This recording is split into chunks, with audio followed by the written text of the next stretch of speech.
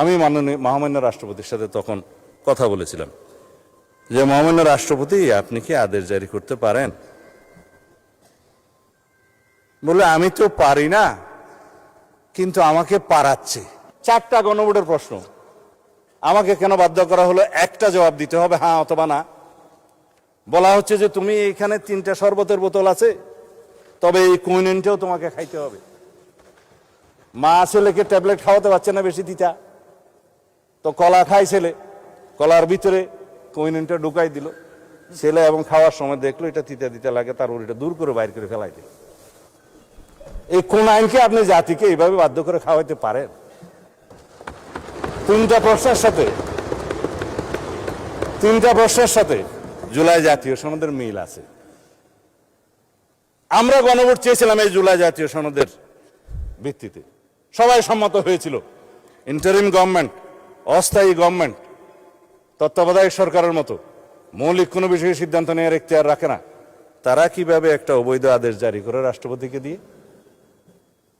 আমি মহামান্য রাষ্ট্রপতির সাথে তখন কথা বলেছিলাম যে মহামান্য রাষ্ট্রপতি আপনি কি আদেশ জারি করতে পারেন? বলে আমি তো পারি না, কিন্তু আমাকে পারাচ্ছে। তা এখন রাজহংসকে জোরপূর্বক স্বর্ণের ডিম পারতে বাধ্য করার মতো ঘটনা। যাই হোক, এখন সেটা অবৈধ ডিম্ব হয়েছে। এখন সংসদ সদস্য হিসেবে শপথ গ্রহণের পর দফা 8 অনুসারে ওই আইনেরই, ওই আদেশেরই অস্তিত্বহীন সংবিধান সংস্কার পরিষদের সদস্য হিসেবে শপথ নেওয়ার কোনো বিধান না থাকার পরেও একজন মাননীয় ব্যারিস্টার সদস্য বলেছেন, না আমার মাননীয় সদস্য বোধহয় ডক্টর শফিকুল ইসলাম মাসুদ বলেছেন, এই সংবিধান সংস্কার পরিষদের সদস্য হিসেবে শপথ নেওয়ার ফর্মটা আমি পটুয়াখালী থেকে আনি নাই, এখানে কে সাপ্লাই করলো? আমি একমত, প্রধান নির্বাচন কমিশনারের অফিস থেকে এই ফর্ম এখানে জাতীয় সংসদে দেওয়ার এখতিয়ার প্রধান নির্বাচন কমিশনার নাই। তিনি শপথ নিয়েছেন তফসিল 148 অনুচ্ছেদের অনুবলে তফসিল 3-এ সংবিধান সংরক্ষণের জন্য তিনি শপথ নিয়েছেন। তিনি শপথ ভঙ্গ করেছেন, সংবিধান লঙ্ঘন করেছেন।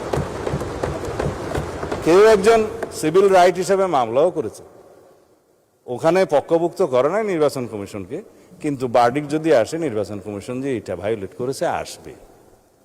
আমি মাননীয় প্রধান নির্বাচন কমিশনারকে এখানে বলা ঠিক না, যেহেতু উনি অনুপস্থিত, এটা বিধান নাই, সেজন্য গড়িয়ে বলছি, প্রশ্ন করতে পারতাম, করছি না, যে আপনি সংবিধান সংরক্ষণের জন্য শপথ নিয়েছেন, এই ফর্ম আপনাকে দাখিল করা জাতীয় সংসদের সচিবের কাছে পৌঁছে দেওয়ার কি এখতিয়ার কে দিয়েছে, কোন আইন বলে দিয়েছে? জাতীয় সংসদের সচিব এখানে উপস্থিত আছে বলতে পারি, ভায়োলেশন তো হবে না। তিনি সেই ফর্মটা আমাদের কাছেও পাঠালেন, ওনাদের কাছেও পাঠালেন। আমরা তখন আমাদের নেতৃবৃন্দ মাননীয় প্রধানমন্ত্রীর সাথে আলাপ করে বললাম, আমরা তো আজকে শপথ নিতে যাব, এখানে তো 2বার শপথ নিতে হবে, দেখা যাচ্ছে প্রথমবার শপথ নেওয়ার পরে দ্বিতীয়বার শপথ নিলে তো আগেরটা ভায়োলেশন হয়ে যাবে, এখন কি করবেন? বলে আমি তো এমপি হিসেবে নির্বাচিত হয়েছি, ব্যালটের মধ্যে একটা দানের শীষ ছিল, আর একটা কোদাল মার্কা ছিল, আর একটা কি যেন ছিল, দাড়ির পাল্লা ছিল। আপনার খুশি হয়েছেন? ঠিক আছে, দাড়ির পাল্লাও ছিল, আচ্ছা শাপলাও ছিল না? ওনার আসনে শাপলা দাঁড়ায় নাই, ওনার আসনে শাপলা কুলি দাঁড়ায় নাই, ঢাকা 17-তে ছিল না, সেজন্য না ওনার আসনে দাঁড়ায় না, ঢাকা 17-তে দাঁড়ায় না। আপনাদের একজন ডাক্তার সাহেব দাঁড়াইছে এবং ওনার পরিচয় দিছে যে আমি তারেক রহমানের বিরুদ্ধে ইলেকশন করতেছি, জানো না বলছি। তো উনি বললেন যে ব্যালটে তো এখানে সংবিধান সংস্কার পরিষদের সদস্য হিসেবে আলাদা কোনো ব্যালট ছিল না। ব্যালট ছিল না, ব্যালট ছিল না। বলে যে এখানে এমপি নির্বাচিত হওয়ার জন্য কনস্টিটিউশনাল ম্যান্ডেট হিসেবে নির্বাচন কমিশন সংসদ সদস্যদের নির্বাচনে একটা ব্যালট দিয়েছে, সেখানে আমরা সিলটিল দিছি। আর একটা গণভোটের ব্যালট ছিল যে সংস্কার চাই কি চাই না, হ্যাঁ ওখানে হা না দিবে, জবরদস্তি দিয়েছে, দিল। তিনটার মধ্যে ঠিক আছে, একটার মধ্যে ঠিক নাই, চারটা প্রশ্নের মধ্যে।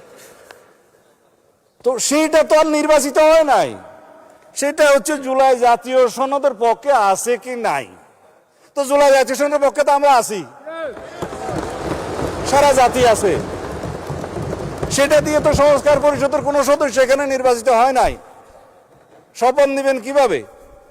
এই যে মাননীয় সদস্য গ্যাজেট নোটিফিকেশন দেখাচ্ছে, আমি তো গ্যাজেট নোটিফিকেশন দেখতে দেখতে এই 70-এর কাছাকাছি আসছি।